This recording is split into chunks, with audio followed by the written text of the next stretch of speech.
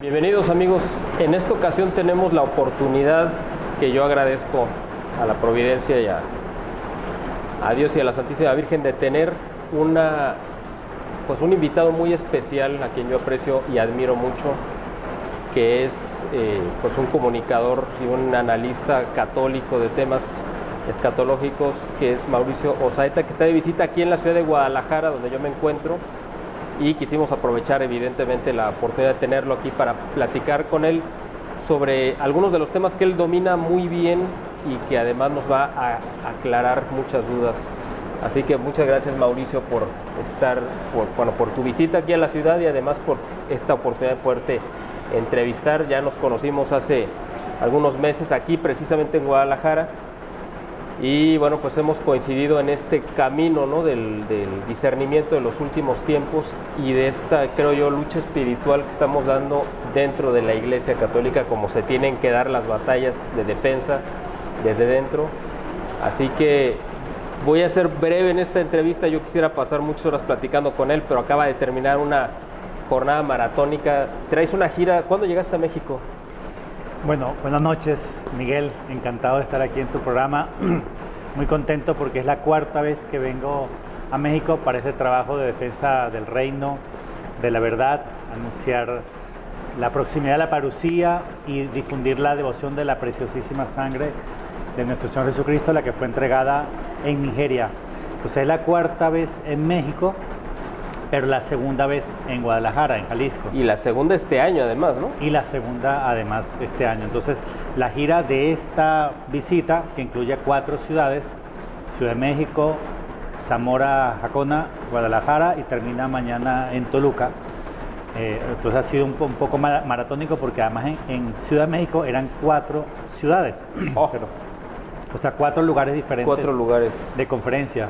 Ha habido bastante poco tiempo de descanso, pero bueno, ya descansaré en Colombia a mi regreso y yo contentísimo cada vez que vuelvo a tierra guadalupana, siendo que cuando vengo a México vengo pues a visitar también a la madre que habita aquí en México, así que no me siento como en el extranjero, como quien va a visitar otro país, sino que regreso a México a visitar a mi madre, claro, a nuestra Madre Santísima.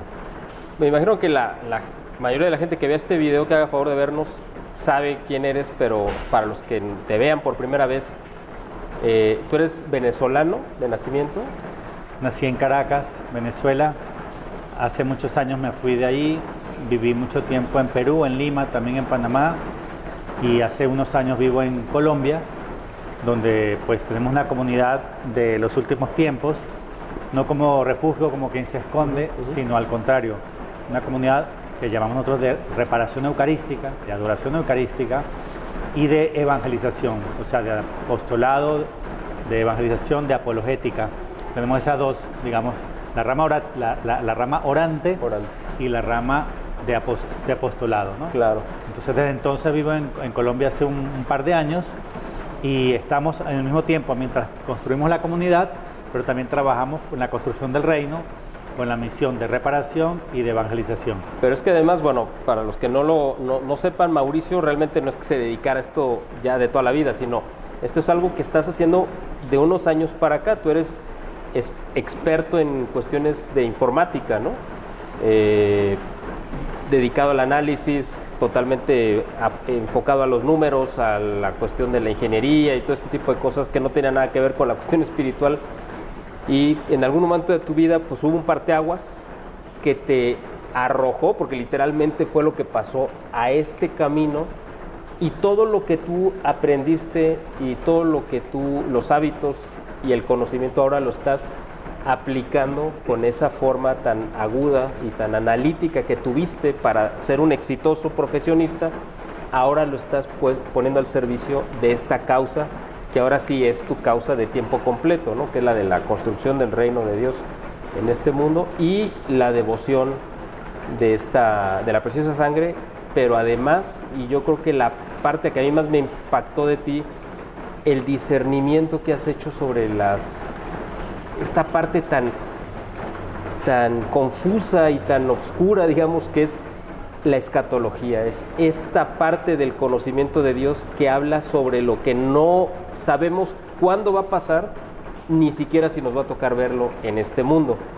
La escatología es pues esa espera y anhelo de la segunda venida, o el retorno, mejor dicho, de Cristo a este mundo, anunciado en el Evangelio y anunciado en muchas partes de la Biblia, y que tú te has especializado no solamente en conocerlo y memorizar pues tantos datos, sino en discernirlo, entenderlo, aclararlo y difundirlo, que eso es yo creo que la parte más importante que has hecho, ¿no? ¿Cuánto tiempo llevas dedicado ya a esta labor? Solo 5 años. De hecho, ahora el 9 de agosto pasado cumplí exactamente 5 años de ese cambio de vida totalmente radical. Es decir, una persona que va en una dirección y al día siguiente comienza literalmente a caminar en dirección contraria. Como quien se da cuenta, no, por allá no es. No voy hacia la salvación, no voy hacia la plenitud, no has encontrado el gozo, la felicidad, no has encontrado lo que buscabas, entonces te das cuenta que no puedes continuar en la misma dirección. Es como una corrección de vida. Y el Señor me puso a estudiar la Biblia, las profecías, partiendo de una hambre, verdadera hambre de Biblia y de profecías. Y después de un tiempo, varios años dedicado al estudio de las profecías y específicamente de la escatología y todo lo relacionado con el retorno de Cristo en gloria y majestad, pues comienzo una fase de comunicación, de divulgación, pero nada de lo que acabo de decir fue algo que yo haya planificado. Eso fue lo bonito y lo misterioso. Y en relación a lo que tú decías, cuando yo comencé con estudiar los plazos, las profecías bíblicas que tienen plazos, plazos que se cumplen en la primera, plazos hacia la segunda. Muchas profecías tienen eso, una parte numérica compleja por detrás. Entonces, como tú lo decías, pues posiblemente el haber sido ingeniero de sistemas, haber estudiado telecomunicaciones, haber tenido tanta matemática en mi vida y haber sido tan estructurado, porque cuando tú estudias un posgrado y haces una tesis, pues tienes que tener un esquema, una estructura para presentar una tesina de posgrado con conclusiones, con premisas, ¿no? Entonces, quién sabe si todo ese preámbulo, ese esquema que uno aprende en el mundo académico, en el mundo profesional, pues el Señor quería que lo pusiera a su servicio, ¿no? Seguramente, ¿no? Que te hizo caminar ese recorrido o seguir ese camino para después tomarlo y que sea lo que le da tanto sustento a lo que tú has hecho, porque yo conozco poca gente que lo haya sustentado de una manera tan contundente, ¿no? Pero además creo que tienes una inmejorable escuela, porque tú estuviste muy cerca del doctor Galat, tú estuviste o estás muy cerca del doctor Rafael Arango y de mucha gente en Colombia específicamente, que es donde yo creo que también han hecho una labor extraordinaria en este sentido. Y el doctor Galat evidentemente pues ha sido esa gran referencia, quizás de las más recientes, igual que el doctor Arango, no solamente en este tema de la escatología, sino en un punto, y ahí quiero meter este tema, de la denuncia de lo que está sucediendo actualmente en la iglesia, que es un tema, bueno, muy polémico evidentemente. Cuando tú tuviste este cambio o esta conversión, ya estaba Bergoglio ocupando la silla de Pedro. Tú, antes de tu conversión o de tu cambio, ¿qué era para ti Bergoglio?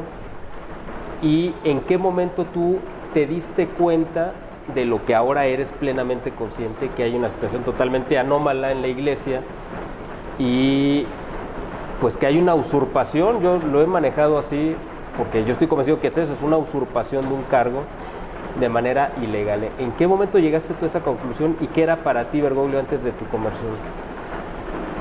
Al principio, digamos en el 2013, cuando él usurpa el trono de Pedro, pues para mí simplemente, bueno, ya tenemos un papa latinoamericano. No estaba, como yo estaba dedicado a trabajar y estaba en el mundo, esa es la verdad, aunque siempre he sido católico, pues mi ocupación, mi mente, mi tiempo estaba dedicado a cosas fuera de la iglesia, sin dejar de ir a misa, sin dejar de comulgar, pero mi atención no estaba puesta en eso, entonces tal vez no era tan relevante en ese momento. Pues sí, el Papa es alguien que siempre ha sido importante para nosotros los católicos, pero yo, como estaba muy desconectado, es a través de mi madre que yo me enteraba, de mi mamá, las cosas más importantes de la iglesia, no porque yo las siguiera en ese momento con mucho detalle. Y sí, un tiempo antes de mi conversión y de mi entrega, pues mi mamá me escribió, me contaba que veía cosas raras en el Vaticano y en el pontificado de Francisco. Entonces a mí me comenzó a generar una cierta... Porque mi madre es una persona entregada a Dios hace muchos años y está bien formada en la fe católica y es una persona pues íntegra en sus valores católicos y en su... ¿Ella vivía en Venezuela, en Colombia o dónde? En ese momento ella estaba viviendo en Colombia y yo en Perú, que viví muchos años. Ella veía al doctor Galat, me imagino, ¿no? Todo, y estaba muy pendiente de lo que ocurría en la iglesia, porque yo estaba dedicado al mundo y ella estaba dedicada a la iglesia. Okay. Ella estaba entregada al servicio del Señor. Entonces, cuando las primeras veces cuando mi mamá me cuenta que estaba viendo cosas extrañas en el pontificado de Francisco, para mí fue impactante, ¿no? No podía pensar que ella estaba errada así a simple vista, porque yo confío mucho en el criterio de ella. Pero también me parecía extraño que hubiera algo raro relacionado con el Papa, porque eso no es normal en la iglesia. Claro. Entonces, cuando yo tengo mi conversión y me entrega, sí quise comenzar a profundizar en lo que me decía mi mamá. Es decir, ¿qué está diciendo? ¿Qué está haciendo? Hay gente que dice que va por mal camino, que está haciendo cosas que no son. Entonces yo hice lo que yo considero que debe hacer alguien de manera responsable. Es decir, dicen esto, dicen lo otro, no puedo quedarme en la superficialidad cuando yo ya estoy, como mi mamá en algún momento comencé a estar entregado de lleno al servicio del Señor y al trabajo por el reino y por el Evangelio. Entonces ya no me puedo quedar solamente en este me dijo o aquel comentó. Entonces, ¿qué hice yo? Me compré las encíclicas, las comencé a leer, comencé a investigar, comencé a escuchar sus homilías en italiano. Las encíclicas de Bergoglio. Claro, Okay. claro, porque yo quería ver si están diciendo que Amoris Laetitia tiene herejías, tiene cosas que no deben ser, o Evangelii Gaudium, o Laudato Si, si dicen que están ocurriendo estas cosas, una persona que se toma en serio su fe, me refiero desde el momento de mi conversión en entrega, porque antes yo estaba un poco ajeno. Yo digo, tengo que verlo por mí mismo, no porque otro me comentó. Entonces me puse a leer, investigar y claro, yo comienzo a encontrarme barbaridades, cosas que no pueden ser. Pues una de las primeras que me encuentro es Amoris Laetitia 297, nadie puede ser condenado para siempre, esa no puede ser la lógica del Evangelio. Contradiciendo todo lo que ha dicho la Iglesia durante 2000 años. Claro, y contradiciendo directamente las tantas enseñanzas de Cristo en el Evangelio sobre la condenación eterna. Y la Santísima Virgen María, ¿para qué le va a meter miedo a los pastorcitos en Fátima sobre el infierno si no existe la condenación eterna? ¿No? Entonces, para mí ya comenzó a ser evidente que sí habían cosas malas. Y mientras más investigaba, más me iba percatando por mi propia cuenta que esas dudas que tenía mi mamá, esos temores que tenía sobre si iba mal este pontificado, pues comenzó a hacerse evidente y comencé a recopilar videos, homilías y frases. Y en algún momento me encuentro que yo había apenas recopilado unas 30 más o menos, cuando me encuentro la página denzingerbergoglio.com y veo que ya habían 180, ¿entiendes? Cuando yo apenas había recopilado 30, pero ese ya había un trabajo. ¿lo estaba haciendo para ti nada más? Sí, inicialmente era para mí. Y en paralelo, mientras investigaba lo que estaba ocurriendo en la iglesia, dedicaba varias horas diarias al estudio de la Biblia y de las profecías, pero no comenzando directamente en el libro físico, en la Biblia, sino comenzando 2 horas diarias por la mañana. Lo primero después de desayunar, de rodillas ante el Santísimo, porque cerca donde yo vivía en la ciudad de Lima, había una capilla de adoración permanente. Yo digo, si yo estoy comenzando tarde, pues tengo que comenzar donde se debe, es decir, de rodillas ante Jesús sacramentado, pidiendo ayuda, pidiendo luz. Bueno, ¿y quién te guió para ir haciendo ese tipo de cosas que hace un converso, o sea, alguien que regresa a la casa o al buen camino, pero que normalmente no lo puede saber, es muy difícil que lo sepa de forma instintiva? ¿Fue tu mamá la que te decía, oye, ve al Santísimo, haz esto, ¿no? O fue una iluminación interior, o cómo fue que tú sabías que tenías que ir ante el Santísimo, por ejemplo? Porque muchos católicos no lo hacen porque ni saben lo que es el Santísimo. Claro, yo sí había tenido un retiro a los 16 años por el método de San Ignacio de Loyola, con Lumen Day, donde, digamos, tuve ese primer encuentro de amor con Jesús sacramentado y reconocerlo verdaderamente a Él y lo que significa la Eucaristía. Eso sí me ocurrió a los 16 años, digamos. O sea, ya tenías esa conciencia, ¿no? Sí, tenía esa conciencia. Y siempre fui católico. Yo de hecho, nunca fui una persona que de no ir a misa o de no confesarme. Ok, No, ok. solo que era un católico medio tibio, de misa los domingos y poco más. Pero católico, iba a misa, comulgaba, me confesaba todos los meses. O sea, nunca estuve del todo apartado, Ah, solo que correcto. estaba dedicado al mundo, a hacer dinero, a pagar la hipoteca, a mis metas personales, académicas, profesionales y financieras. Pero llegó un momento que ya las había cumplido y no había encontrado aquello que buscaba, que anhelaba. Como La dice San satisfacción Agustín, que esperabas cuando llegabas a claro, a esa cúspide y decías, bueno, ¿y luego qué sigue, no? y lo dicen todos los santos, por ejemplo San Agustín, nuestro corazón está hecho para Dios y no descansará en paz, no tendrá gozo hasta que no se encuentre con Dios, con su Creador. Entonces, mi mamá lo que aportó fue muchos años de oración para que yo me convirtiera y me entregase. Y ya, cuando yo comienzo, lo primero que hago es consagrarme al Inmaculado Corazón de María. El método de Medjugorje, la preparación de 33 días, y me consagro con la fórmula de San Luis María Griñón de Montfort. Eso fue, en mi vida fue absolutamente transformante, o sea, lo hice con mucho amor, porque el librito lo decía, que mientras más en serio te tomes tu consagración y mientras más amor le pongas y más importancia le dieras, más transformación y más derramamiento de Espíritu Santo el día de tu consagración.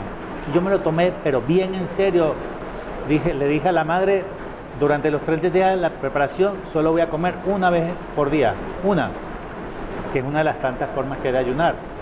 Y hacía mis oraciones todos los días diarios de rodillas allá en Lima, donde vivía, y en paralelo me leí el libro de San Luis María Griñón de Montfort, que se lo recomiendo a todos, uno de los mejores libros que me he leído en toda mi vida, tratado de la verdadera devoción a la Santísima Virgen María. Entonces yo pienso que lo que ocurrió, posiblemente parte de la respuesta a tu pregunta es, pues yo debí haber recibido un buen chorrito, un buen derramamiento de Espíritu Santo, porque fue absolutamente transformante mi consagración al Inmaculado Corazón de María, porque a partir de ahí comenzaron a suceder un montón de cosas verdaderamente extraordinarias. La primera de ellas es que se me abrió un apetito de Biblia y de profecía voraz, como cuando tú estás 2 días sin comer completos, solo tomando agua, y un momento que el apetito es algo que te regaña, o sea, que te puede dar dolor de cabeza, te puede poner como inquieto, no te hallas. Ahora imagínate ese hambre de cuerpo llevada al hambre de Biblia y de palabra, de santísimo, de adoración eucarística. Y además, yo creo que de todo lo que te pueda contar en esta breve entrevista, una que me parece muy significativa, porque es base de lo que estoy haciendo aquí en México y de lo que el Señor me puso a hacer como misión que recibí del cielo, y es que Jesús se me revela a mí como maestro, sin ser yo vidente, que quiero dejarlo claro, sin haber yo visto nunca al Señor, ni haber tenido visiones, profecías, no, una oveja normal, un laico normal, pero Jesús no solo se manifiesta hablándole a la gente o dejándose ver o tocar, no, Dios tiene muchas maneras de manifestarse. Entonces para mí, como yo siempre he sido católico, pues para mí siempre Jesús ha sido mi Salvador, mi Libertador, mi Redentor, Señor mío, Dios mío, pero yo no había descubierto a Jesús Maestro. Entonces todo lo que me ha pasado en estos 5 años ha sido encontrarme con un Jesús Maestro, que yo pidiéndole quiero saber, quiero aprender, pero no saber por amor al conocimiento, sino para descubrir y amar a Dios. O sea, quiero saber para más amarte, Señor, que es distinto. O quiero saber para salvarme y ayudar a otros a salvarse, porque si es conocimiento por conocimiento, eso solo es vanagloria. Esa es una pregunta que yo te quería hacer.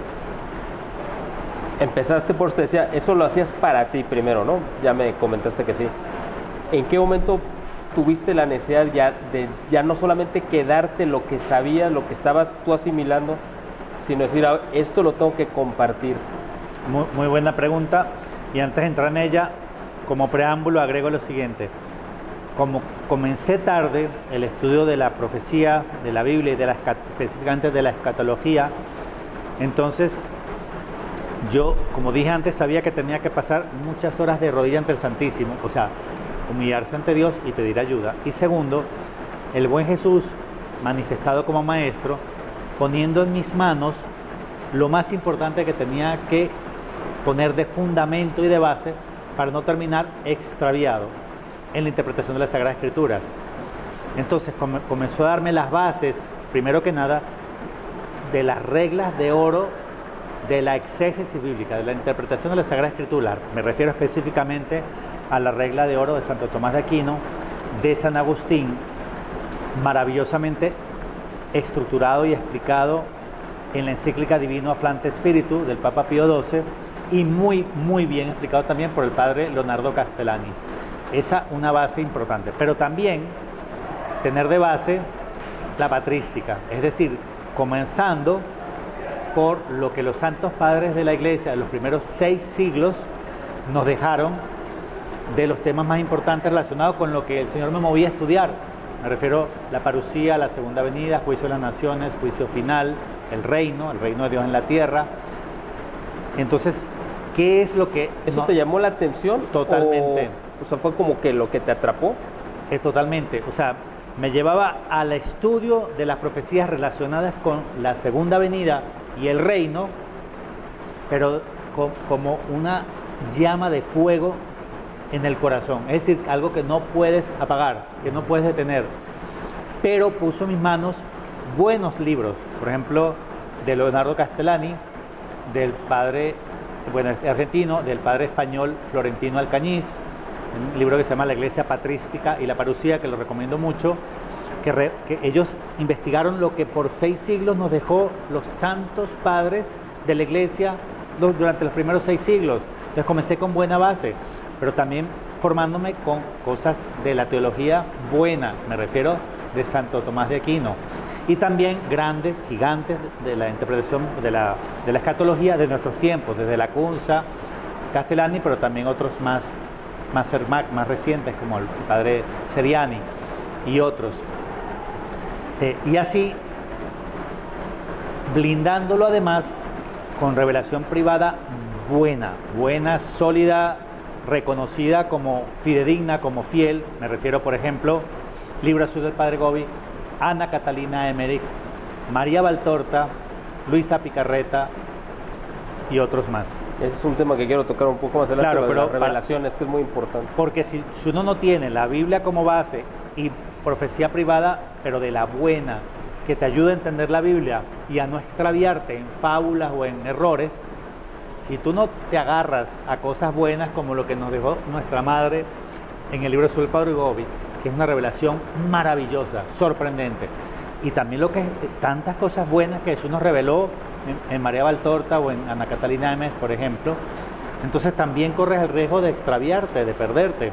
Entonces el buen Jesús iba poniendo en mis manos las cosas que necesitando para que no errara en el camino, o sea, como para mantenerme, es por aquí, es por acá. La explicación detallada como esto es un poco más larga, pero en resumen es así. Entonces, después de varios años dedicados al estudio de la Biblia y las profecías, comienzo yo a ver a dónde me voy a ir a vivir. Porque ya sin trabajo en ¿Tú Lima... en ese momento estabas ya metido, o sea, seguías trabajando? No. ¿O ya te habías dedicado completo? Claro, y como yo fui a Perú por trabajo, con Hewlett Packard, ya sin trabajo, sin empleo, no tenía ninguna razón de ser estar ahí, porque yo fui a Perú solamente por Hewlett Packard. Yo ya tenía que decir a dónde, además que ya no tenía familia, no tenía nada, entonces no había una razón que me atara, nada. Cuando yo comencé a decidir, y qué bueno que mencionaste antes al doctor Galad y a Rafael Arango, porque lo que te voy a decir ahora, que es parte de tu última pregunta, está relacionado, tiene que ver con eso. Entonces, resulta que en algún momento yo decidiendo a dónde ir, veo una conferencia de John Rick Miller en Bogotá, doblada en vivo al castellano, y él, entre toda esa interesante conferencia, comenta unas cosas importantes que yo no sabía, como que Colombia estaba consagrada al Sagrado Corazón de Jesús y fue consagrada con la ayuda de él, o sea, él convenciendo al presidente de la República de Colombia, fue consagrada Colombia al Inmaculado Corazón de María. Y por él mismo me entero, John Rick Miller, que está en la película Tierra de María, él sale al principio. ¿Quién era el presidente, Juan Manuel Santos o quién? No, era Uribe. Ah, Uribe, claro. Sí. Entonces John Rick Miller, que ya falleció, sí, pero que tiene un apostolado internacional muy bonito, y repito, es el primer entrevistado en la película Tierra de María. Él fue el que lo manda Dios a Colombia hablar con el presidente para que consagre Colombia el Inmaculado Corazón de María. Y yo me entero en esa entrevista que le están haciendo en una visita que él hizo a Bogotá antes de morir. Y además me entero por John Rick Miller que habían profecías varias sobre Colombia, una de Martha Robin, esta mística francesa que vivió no sé cuántos años o décadas solo en la Eucaristía, una mística impresionante, Martha Robin, que había una profecía de que Colombia iba a ser luz para el mundo. Pues yo asocio eso en algún momento, porque yo comencé a ver Un Café con Galat y los programas de Rafael Arango, lo asocio a lo que está ocurriendo en relación a Galat y su grupo y a Corporación Belén, el grupo de Rafael Arango. Pues entonces yo dije, pues si Colombia está consagrada al Sagrado Corazón de Jesús, al Inmaculado Corazón de María, y ahí está el primer canal que a nivel mundial anunció el que está sentado en el trono no es papa, es un falso profeta. El primer país que tuvo el valor de decirlo, hoy en día de todas partes. Televisión abierta. En televisión abierta 75 países. Y le abrió los ojos a tantas personas. O sea, la conversión de tantas personas que están en la iglesia remanente y que saben que el Papa es Benedicto, de tantos países del mundo, comenzó en muchos casos, no en todos, por haber visto Un Café con Galat. O sea, fue luz para el mundo. ¿Qué concluí yo? La profecía de Colombia va a ser luz para el mundo, o es esa, o comienza con Telamiga, con Café con Galat, con el doctor Galat y con el doctor Arango. Entonces ya yo estaba buscando el dónde irme a vivir, ahí estaba la respuesta. La saqué en una conferencia de John Rick Miller en Bogotá. Estaban todas las piezas de mi decisión para que yo terminara de hacer el video diciendo es en Colombia. Y al llegar a Colombia, en algún momento, por una razón que yo pensaba al principio que era fortuita, que era casualidad, y después me di cuenta que era absoluta diosidencia, que era absoluta providencial, simplemente se me pierde el pasaporte español. Yo soy español, colombiano y venezolano, pero yo estaba en Colombia como español y todavía no tenía la nacionalidad colombiana, o sea, ahí era español y todavía no era colombiano. Se me pierde el pasaporte español y tenía yo que salir del país pronto porque la visa te la dan por 3 meses nada más. Nunca me había pasado eso, nunca había botado un pasaporte en mi vida.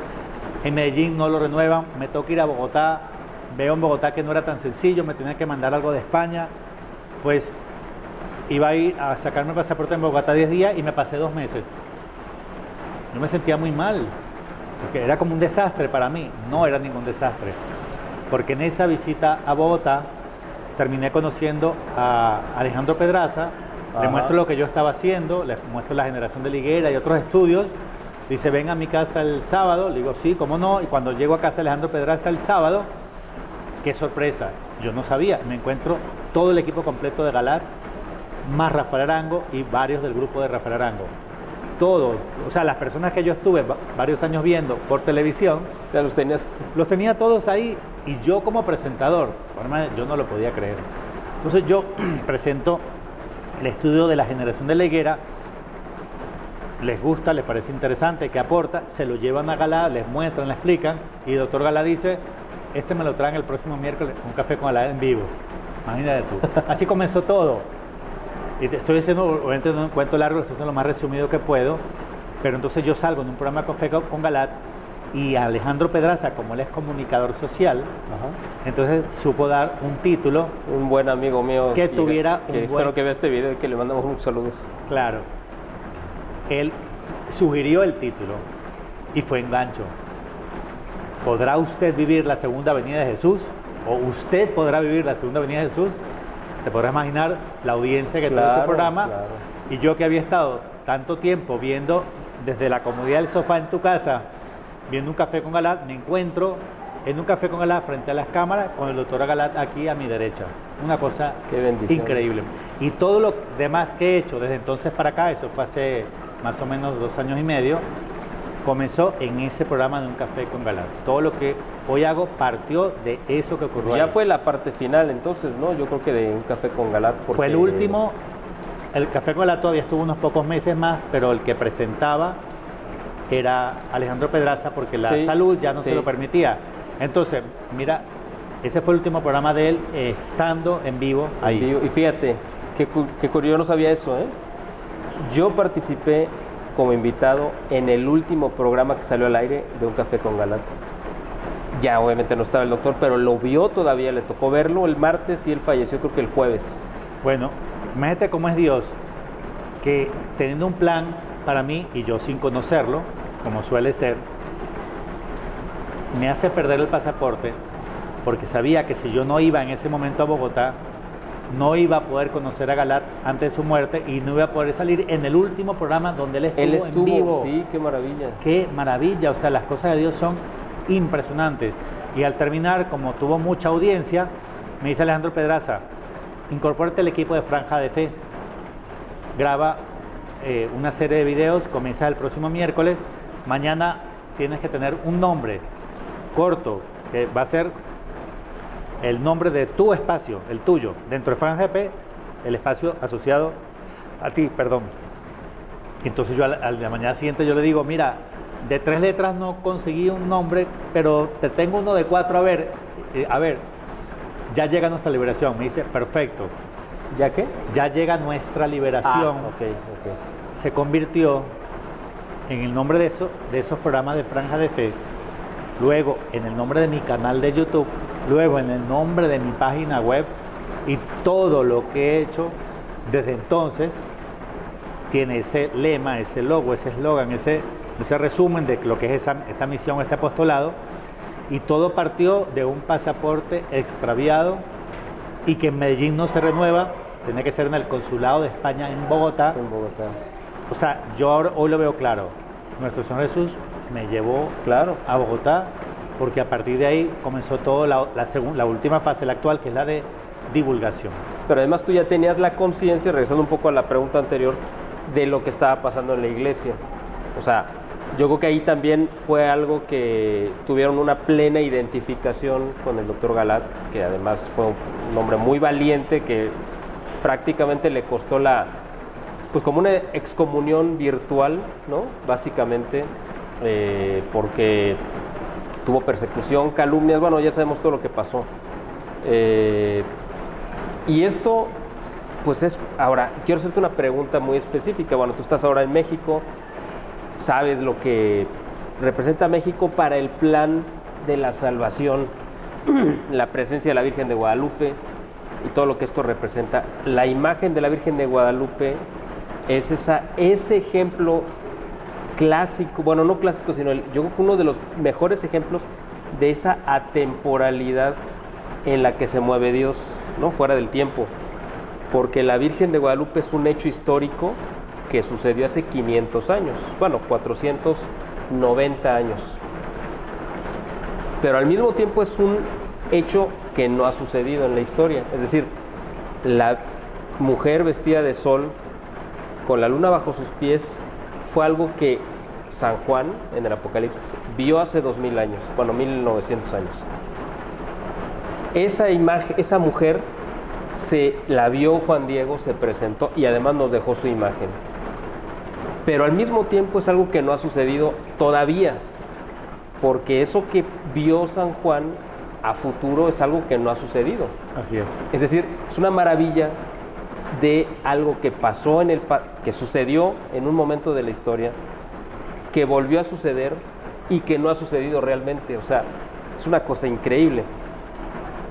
México tiene una misión con la imagen de la Virgen de Guadalupe. La imagen de la Virgen, o tú que eres experto también en apariciones marianas, me podrás sacar del error, pero hasta donde yo sé, es la única aparición de la Virgen María en el mundo donde ella ha pedido que se le haga una casita. En todas pide templos, basílicas o lo que sea, que se le construya, pero es la única, que yo sepa, que pidió una casita. ¿Y por qué una casita? Porque en la casa es donde vives. Todos los demás lugares pueden ser lugares de culto, pero una casa es para que tú vivas ahí. Colombia y México parece que tienen una misión especial en el plan de la redención, y sobre todo yo creo que vista los últimos tiempos. México tiene una predilección, ya la sabemos, por la Virgen, lo que sea. Pero Colombia, ¿en qué radica ese rasgo especial donde han surgido sacerdotes importantísimos que son profetas de nuestro tiempo, exorcistas, videntes, o sea, bueno, el doctor Galad, evidentemente, todo este trabajo. ¿Por qué Colombia? O sea, a mí no me extraña que México tenga un papel especial, porque bueno, pues, creo que hay sobrados información de por qué, pero Colombia, ¿qué es lo que tiene que Dios lo eligió por encima de Venezuela, Perú o cualquier otro país que esté ahí en la vecindad, ¿no? Brasil, el que tú menciones? ¿Por qué Colombia? ¿Qué es lo que tiene Colombia? Tú que has vivido ahí, que lo conoces en la parte espiritual. Bueno, primero aclarar una cosa, y lo sé porque yo estuve muy cerca de Galad, me hice muy amigo de él, justamente lo acompañé, es en sus últimos meses de vida. La excomunión fue una amenaza y nunca se concretó. O sea, no hubo una verdadera excomunión. Igual él dijo varias veces que un excomulgado no puede excomulgar a alguien, pero no hubo una excomunión formal como la que se ha tenido, por ejemplo, Don Minutela. Nunca le llegó, nunca. Fue una amenaza y fue algo que se regó como si hubiera ocurrido, pero te aseguro que no fue más mediático, ¿no? Con respecto a lo segundo que mencionas, es, como tú lo acabas de decir, lo puedo confirmar, que el manto de Guadalupe tiene un mensaje todavía futuro. Es decir, se lleva muchos años, 490, estudiando la tilma, y se han descubierto muchas cosas y realmente importantes, no las voy a decir aquí, pero son muchas y se pueden estudiar. Y sin embargo, te puedo decir, Miguel, que todavía nos toca estudiar el manto, todavía, porque todavía tiene cosas adicionales que decirnos, y es verdad lo que tú dices, anuncia todavía hechos futuros, por varias razones. Una, porque efectivamente ella aparece en un momento específico del Apocalipsis, al principio del capítulo 12, pero si tú ves cómo termina el capítulo 11, termina diciendo, y vi la puerta del cielo abierta. He aquí que está abierta la puerta del cielo. La puerta del cielo es María, Llano Acheli, es una de las letanías, puerta del cielo, ruega por nosotros. Terminando el Apocalipsis 11, aparece, no es que se abre la puerta del cielo, esta mujer vestida de azul. Está anunciando un hecho futuro. Y posiblemente la tilma, que repito, de la cual ya sabemos muchas cosas, tenga todavía cosas que no hemos entendido y que van a suceder, que están asociados a los eventos cósmicos por un lado, pero también sobre el planeta Tierra y en relación a la Santa Iglesia Católica. Entonces, el rol de María como mujer del Apocalipsis es central en la salvación del género humano, y es significativo que sea México el lugar donde se apareció, donde dejó ese mensaje tan casado con el libro del Apocalipsis, el último de la Biblia, y con el plan salvífico no solo del continente americano, sino de toda la Iglesia Católica y del mundo entero. Entonces, el rol de México es bastante claro, porque es claro que Dios lo decidió, lo puso con ese rol predominante. El de Colombia, yo no tengo una respuesta. Y cuando uno la tiene, es mejor decir no sé. Es decir, ¿por qué Colombia también? No lo sé, es un misterio, porque hay países donde la respuesta de por qué es bastante evidente. Por ejemplo, ¿por qué España? España también tiene un papel crucial, fundamental, en la batalla final y en la recristianización del mundo. España es el país con más santos del mundo, y ya como dio un ejemplo con la reconquista de España, expulsando a los moros y volviéndola a ser católica.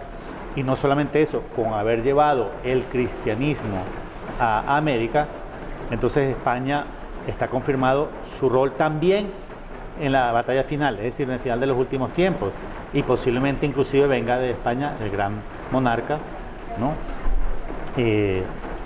Como ese nuevo, digamos, cuando comienza la reconquista desde España, no solamente de la península ibérica, sino del mundo entero. Entonces, digamos, en el caso de España, o el rol que tiene Francia, que también es importante, es más evidente, pero en el caso de México también, pero en el caso de Colombia, yo no tengo una respuesta para decirte y por qué también Colombia tiene un rol fundamental. Lo que te puedo decir es que profetizado sí estaba. Pues eso es muy interesante, porque sí, hay muchas revelaciones, y ese es el tema que quería tocar también, porque es muy importante. Tú has sido muy cuidadoso en a quién le crees y qué mensajes de revelaciones privadas tomas en cuenta. Es, yo creo que fundamental. tú lo sabes muy bien, estaba anunciado que al final de los tiempos, pues niños y ancianos iban a profetizar, iban a tener visiones, etcétera. Pero también creo que ha habido un desbordamiento y de repente han surgido por todos lados mujeres, hombres y niños, y bueno, sí, niños también, que dicen que reciben mensajes de Dios, de la Virgen, y muchos de esos mensajes son, sí, la verdad, una cantidad de disparates que no, de verdad no tienen, o sea, no se pueden tomar en serio. El problema es que mucha gente sí los cree, y mucha gente de buena fe y muy piadosa, y que está o que se considera parte del remanente fiel y de esta iglesia que está dando esta batalla de resistencia. Y uno dice, bueno, ¿cómo es que ellos son confundidos? O sea, ¿tú cómo lo interpretas? ¿Cómo se puede discernir de un mensaje real a un mensaje, pues de estos, que yo creo que abundan, y yo imagino que tú has de conocer muchísimos, te han de llegar todos los días, me imagino que candidatos, ¿no?, a visionarios o visionarias, y yo he sabido de mensajes que uno dice, o sea, esto se cae solo de la mata, porque es absurdo, pero la gente los cree, y se convierte, eso es a la conclusión que yo he llegado, muchas veces en un horóscopo espiritual. Es que si no lo dice esta visionaria, o si no lo dice este instrumento, este profeta, lo que sea, no es cierto. Y si lo dice, es cierto. Si nos dice que nos tenemos que echar de cabeza, pues nos tenemos que echar de cabeza porque lo está diciendo. O sea, ¿cómo se le puede ayudar a la gente que ve este video a que disipe esas dudas y toda esta confusión que se está generando en torno a esas revelaciones privadas que son absolutamente dudosas? Me encanta la pregunta y te agradezco mucho que la hayas hecho y poder compartirte mi punto de vista. Estamos viviendo el tiempo de Satanás, el tiempo de la mentira, es decir, donde se le da todo poder. Sabe que le queda tiempo, pero Dios, porque Dios lo permite, Él en esta fase final se le da todo poder sobre la humanidad, y Él es el padre de la mentira. Entonces estamos viendo el tiempo de la mentira. Significa que casi todo lo que vemos en noticias es mentira, un alto porcentaje de lo que circula en redes sociales es mentira, y un altísimo porcentaje de los videntes es falso. Jesús mismo lo profetizó en su discurso escatológico, está Mateo 24, Lucas 17, Lucas 21, Marcos 13, que en este final de los últimos tiempos surgirán muchos falsos profetas. La posición mía y también de los miembros de mi comunidad es de ser altamente escépticos. Discernir es difícil, pero también hay reglas de discernimiento básicas importantes. Pero nuestra tendencia es a no leer y no escuchar prácticamente a nadie. Ahora, no puede ser absolutamente nadie, porque el Espíritu puede hablarnos. Pero no es lo mismo escuchar a una persona que en décadas no se le ha encontrado una desviación o herejía, como los que mencioné antes, Luisa Picarreta, María Valtorta, o personas ya canonizadas, Ana Catalina Emery o el Padre Gobi. No es lo mismo escuchar eso, claro, o la devoción de la próxima sangre, los mensajes, devoción que está aprobada por la Iglesia, tiene imprimatur, tiene nihil obstat y está confirmada que es revelación celestial, a escuchar al vidente A, B, C, D, F, G, H, I. Eso es peligrosísimo.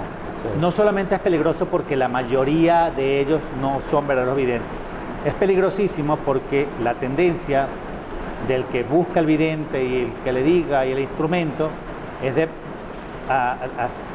crear su confianza, su fe en personas. Y hay una maldición sobre eso en Jeremías 17. O sea, maldito el hombre que pone su confianza en el hombre y en él se apoya. Es maldición, maldito el hombre que, sí. En cambio, bendito el hombre que confía en Dios y en él pone su confianza.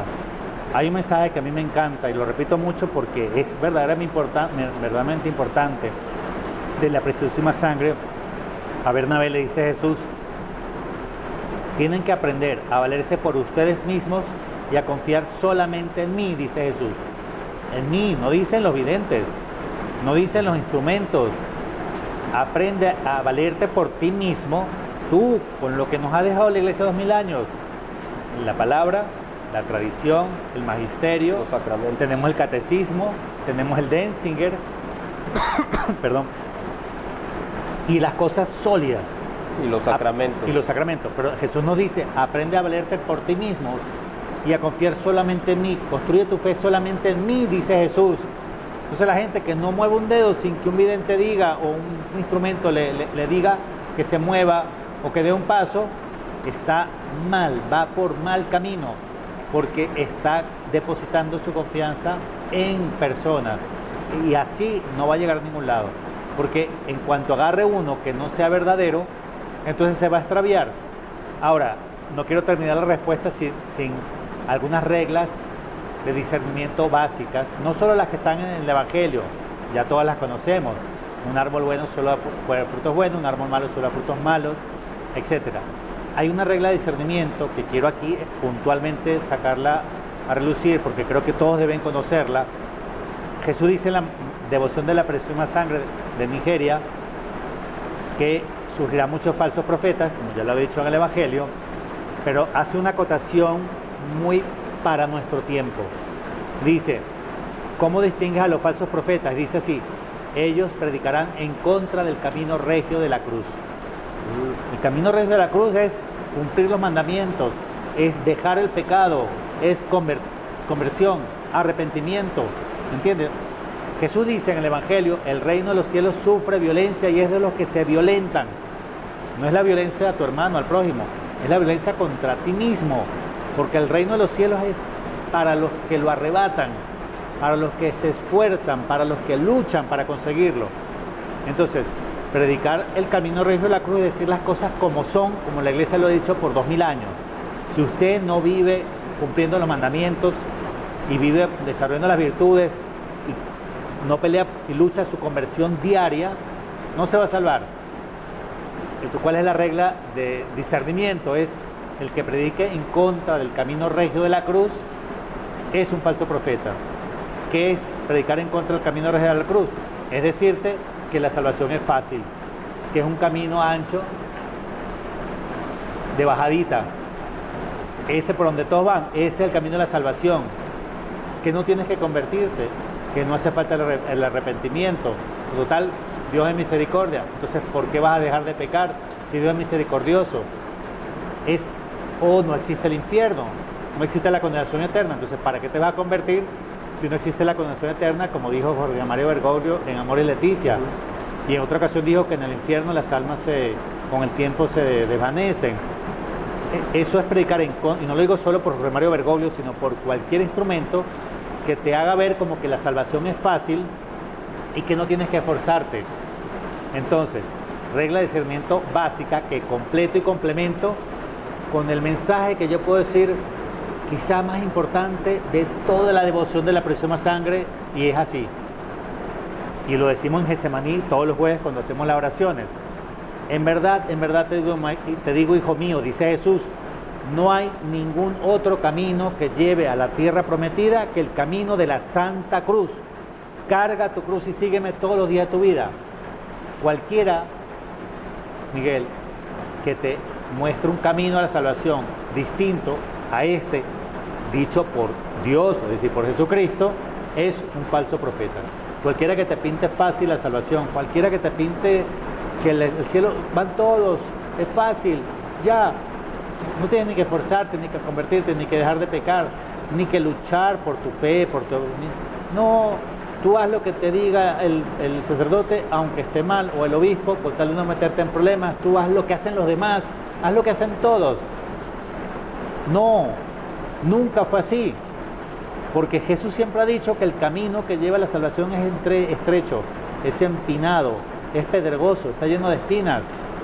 Pero ¿cómo van a decir ahora que la salvación es fácil? Si siempre Jesús dijo que era un camino estrecho, empinado, y es el único que te lleva a la tierra prometida. Entonces, cualquiera que te diga que te vas a salvar con facilidad, sin convertirte y sin esforzarte, es un falso profeta. Y es una regla básica. Y con eso, muchos de los videntes de los instrumentos ya se caen. Porque si están centrados también en lo material, en lo temporal, o sea, un profeta que venga a hablarte solamente de que tienes que conservar alimentos, almacenarlos, aprender a almacenar vacío o construir un refugio para salvarte, Jesús dijo, quien quiere salvar su vida la perderá, pero quien esté dispuesto a darla por mí o la dé por mí la encontrará y en abundancia. Entonces ni siquiera un instrumento que te hable de refugio es un verdadero instrumento.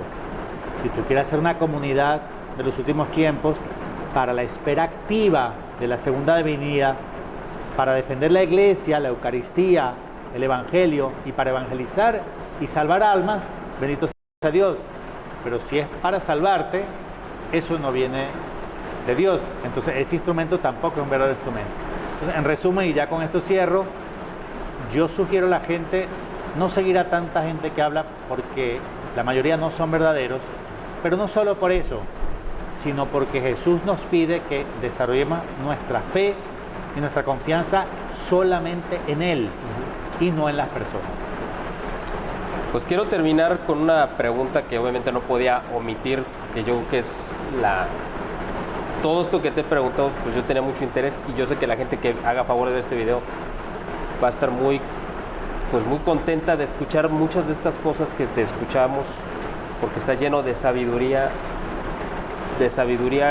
sobre todo que te ha dado el Espíritu Santo, pero como fruto de un esfuerzo, no te la ha regalado, sino ha sido como consecuencia de tu esfuerzo personal.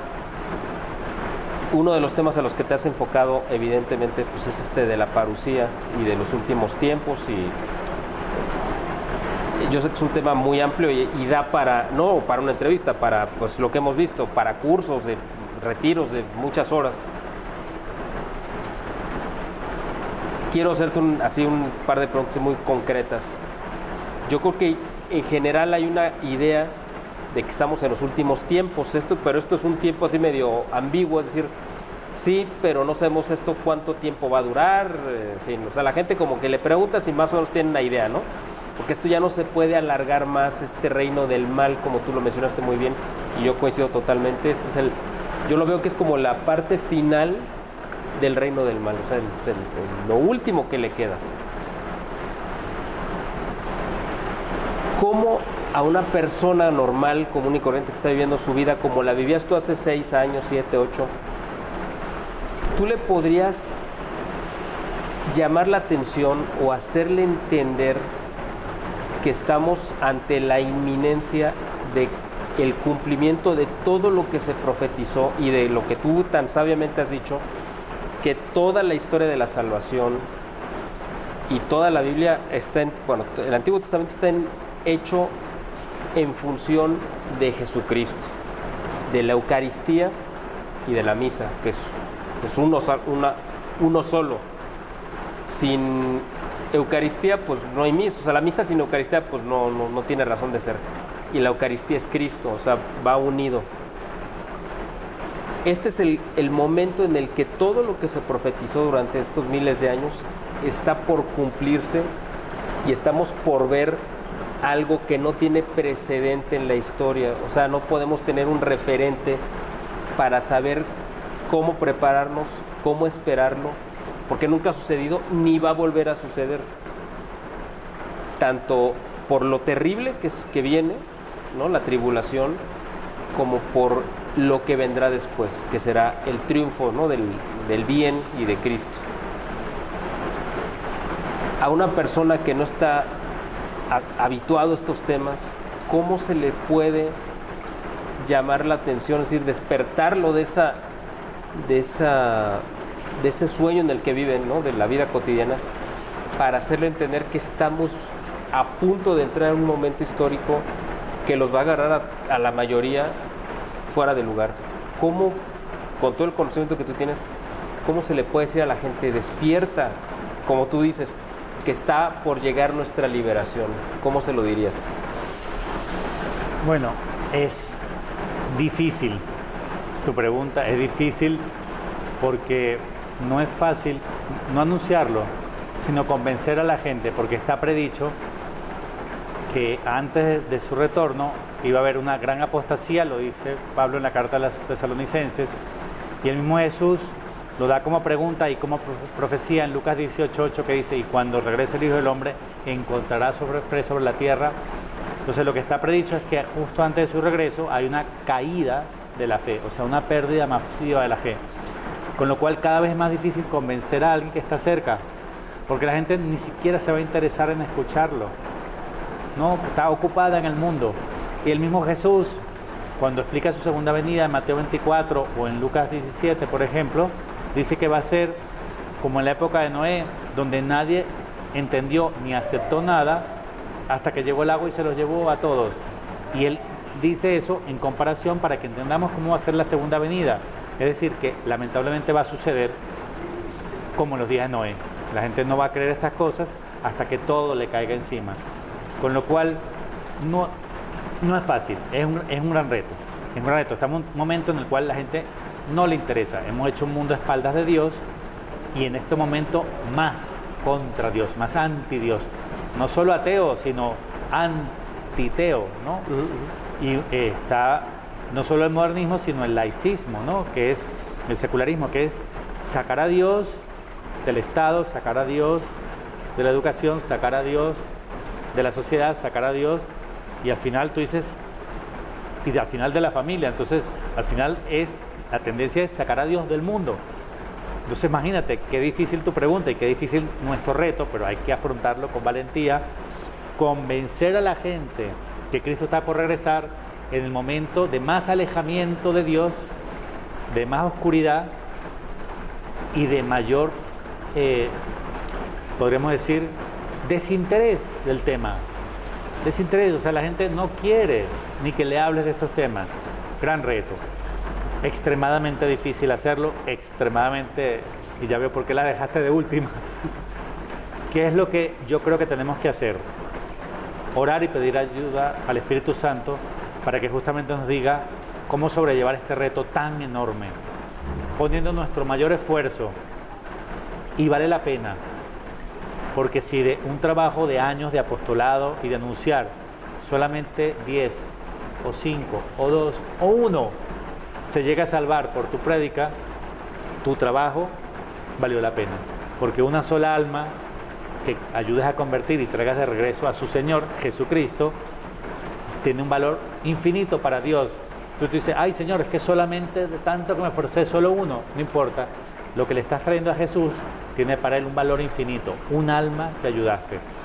Entonces, en resumen, aunque tu trabajo pueda ser o pudiera parecer mayormente infructífero porque tus familiares ya no te escuchan, tus vecinos no te escuchan, tus amigos se apartaron de ti porque te consideraron latoso, se metió en un temita que cansón, entonces ya te comienzan a esquivar. Entonces tú puedes decir, ¿para qué? Si no me escucha, no importa, sigue, porque alguno volteará, escuchará la voz de Dios en ese mensaje, no la tuya ni la mía, escuchará en su corazón la voz de Dios y dirá, caramba, sí está a punto de ocurrir, sí está cerca, hay que correr. ¿A qué? A convertirse, a consagrarse al Inmaculado Corazón de María, a consagrarse a la preciosísima sangre y a hacer una buena confesión de vida antes del aviso. Entonces, en resumen, ¿qué podría decirte yo? Para ya terminar la respuesta a la última pregunta es, esforcémonos. Yo creo una página web, le digo a la gente, mira, entra, este estudio que vimos durante todo el día de hoy en Guadalajara está de primero, se llama Parucía y Juicio de las Naciones. Invito a los que vean este video a verlo. Mi página web es www.yayeganuestraliberacion.com y el primero, porque es el más reciente, Parucía y Juicio de las Naciones. Un tema muy bonito, muy actual. La parucía es lo más importante de toda la historia de la humanidad desde la anunciación y la encarnación del Hijo de Dios. Y está a unos pocos años de distancia hacia adelante. ¿Y quién está hablando de ello? ¿Quién lo está anunciando? Si es lo más importante de lo que tuviéramos que hablar, y tú te pones a ver los videos, inclusive dentro del grupo, los grupos del remanente, de la iglesia remanente, y es el tema menos importante. La gente está más pendiente de que si pegaste un tenedor y se te quedó pegado, por decir algo. Sí. ¿Me entiendes? Sí, el tema del COVID, que a mucha gente le tiene el temor de perder la vida, claro, porque quieren seguir en una vida de pecado, ¿no?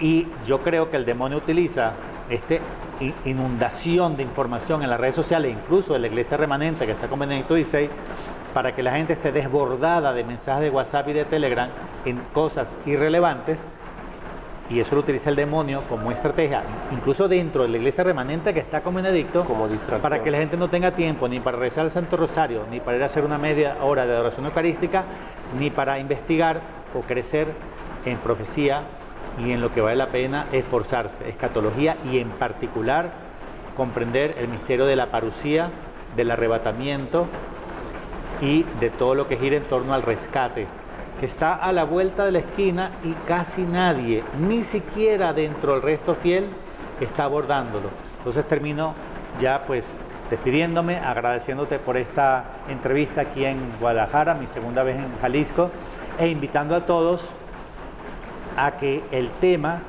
parucía y juicio de las naciones, arrebatamiento, coronación de Cristo en el cielo y el momento en el cual vamos a ser declarados dignos del reino de Dios o no, es un tema más importante que muchos otros que circulan en las redes sociales y que no nos aportan más que miedo o confusión.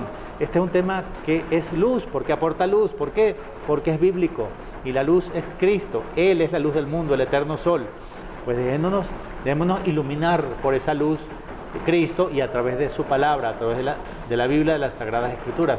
Así que muchísimas gracias, Miguel, por esta entrevista, por esta invitación. No, encantado de estar en tu espacio, en tu programa. Gracias. Y que pues Dios bendiga tu misión y tu apostolado. Muchas gracias. Pues ya estuvieron viendo a lo largo de este programa la página de Mauricio. Los invitamos a que entren, vean todo el material que él con tanto trabajo ha recabado, con tanto esfuerzo. Ha hecho una labor maravillosa, nos ha digerido todo que es algo muy complicado. Aprovechenlo, mucho del material pues lo tiene de libre acceso, están también sus videos en YouTube, que aquí estuvieron viendo también su canal, cómo entrar, y pues síganlo porque es de las voces, como tú dijiste, no es que seas un profeta, pero realmente estás haciendo esa labor de profeta a la que estamos todos llamados, ¿no? De denuncia, pero además replicando ese magisterio que recibiste de Cristo y que tú lo estás haciendo maravillosamente bien, para bien de las almas. Te agradezco de verdad este tiempo porque ha sido, bueno... Y que la charla de hoy en Guadalajara, Miguel la grabó y la va a poner público, entonces quien quiera verla en vivo, que siempre es mucho más completa que la que está en mi canal o en mi página, es resumida, desde aquí fue dada con mucho más detalle, y por eso se llevó el día. Entonces quien quiera verla resumida está en mi página, y quien quiera verla completa y con toda la interacción tan rica, tan amena, de todos los comentarios, de todos los aportes, quien quiera verla completa, pues la va a ver gracias a que Miguel la grabó. En este canal, pues ya ven que aquí la tenemos, y bueno, pues todo lo que nos está aportando y regalando Mauricio es de verdad material, es oro puro, porque es para lo más valioso que tenemos, que es nuestra salvación. No hay otra cosa más valiosa, o sea, es lo más... Piensen en el mayor tesoro, pues es ese, la salvación eterna. Mauricio, te agradezco de verdad este tiempo, todo lo que tú nos has dejado aquí en tu visita a Guadalajara y en esta entrevista, que espero que cuando vengas a Guadalajara, que ojalá sea pronto, volvamos a tener esta oportunidad de volver a platicar de otros temas que, bueno, al final de cuentas es más darle como a esto que al final de cuentas nos apasiona, pero además no es un tema como otro más, sino es el tema más importante en el que podemos centrarnos. Así que muchas gracias por tu tiempo. Y pues gracias a ustedes también por el favor de su atención. Ya saben que aquí estamos poniendo material sobre estos temas tan importantes, y los invitamos a que se suscriban al canal de Mauricio y estén al pendiente de todo lo que está publicando. Muchas gracias y los esperamos en la próxima. Gracias a ti, Miguel, y viva Cristo Rey y viva Santa María de Guadalupe. Que vivan. Gracias, los esperamos en la próxima.